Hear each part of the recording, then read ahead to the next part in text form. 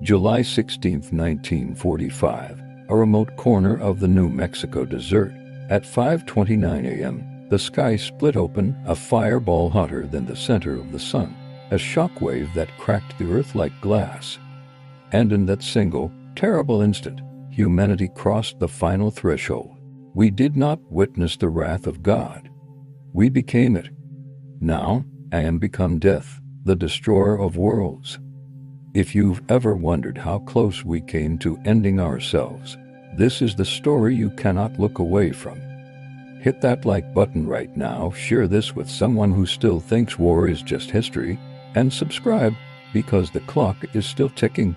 It started with fear. Europe is burning. Adolf Hitler's scientists are already smashing atoms. The greatest minds in the free world, Albert Einstein, Leo Szilard, Edward Teller, write a desperate letter to President Franklin Roosevelt. The Nazis may soon have a weapon capable of destroying entire cities. Roosevelt's answer, the Manhattan Project, a $2 billion secret empire hidden across America. Oak Ridge, Tennessee, where they separated uranium-235, Hanford, Washington, where they bred plutonium, and the beating heart, Los Alamos, New Mexico, turned into the most dangerous laboratory on Earth, leading it all, the chain-smoking, brilliant, haunted physicist named J. Robert Oppenheimer. His orders from General Leslie Groves were simple: build me a bomb before the Nazis do, or we lose the war. Thousands of the world's brightest scientists, engineers, and soldiers worked in total secrecy. They called it the gadget, a sphere of plutonium the size of a grapefruit, surrounded by 32 explosive lenses, designed to crush an atom until it screamed. They knew what they were making. They also knew they might be opening the gates of hell. July 16, 1945. The Trinity Test Site, Alamogordo Bombing Range. Oppenheimer stands on a hill, eyes fixed on a 100-foot tower 30 miles away. The countdown begins. 10, 9, 8. At 5 hours 29 minutes and 45 seconds a.m., the switch is thrown. A light brighter than 1,000 suns floods the desert. The fireball rises purple, orange, white, climbing 8 miles into the sky in under 10 seconds. The shockwave hits the observers. Like a freight train, glass melts, sand turns to green glass, trinitite, still radioactive today. Oppenheimer whispers the words that will haunt him forever. Now I am become death, the destroyer of worlds. The first nuclear bomb had been born, and humanity had just become the most dangerous species on Earth. 3 weeks later, Japan refuses to surrender. President Harry Truman makes the call. August 6, 1945, 8:15 a.m.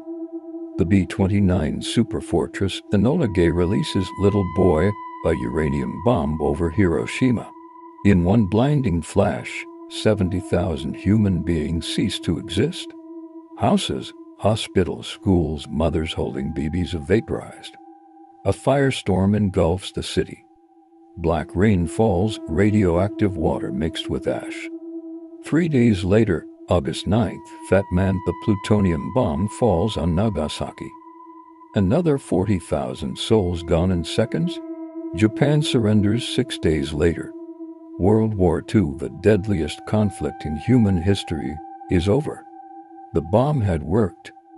But at what cost? The immediate horror was unimaginable.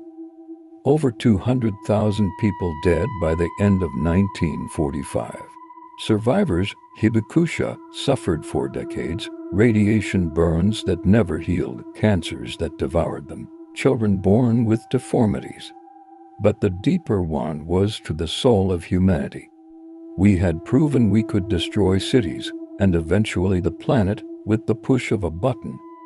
Within years, the Soviet Union tested its own bomb. Then Britain, France, China. The arms race began. Hydrogen bombs 1,000 times more powerful. The doctrine of mutually assured destruction, MAD, became our new reality. We learned to live every day with the knowledge that we could end civilization before dinner. Entire generations grew up practicing duck and cover drills, convinced the end could come without warning. Yet the bomb also forced something else, a fragile peace. Nations that once fought world wars now stared into the abyss and blinked.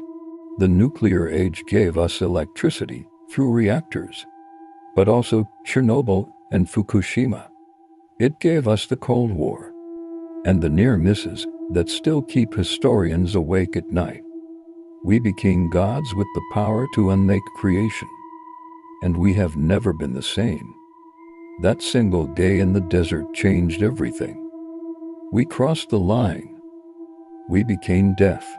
So here's the question I want you to answer in the comments right now. If you were Oppenheimer, knowing what you know today, would you still build the bomb? Drop your answer below. And if this story shook you, like, share it with the world, and subscribe so you never miss the moments that actually change history. Because the story isn't over. This is Harmony Chronicles.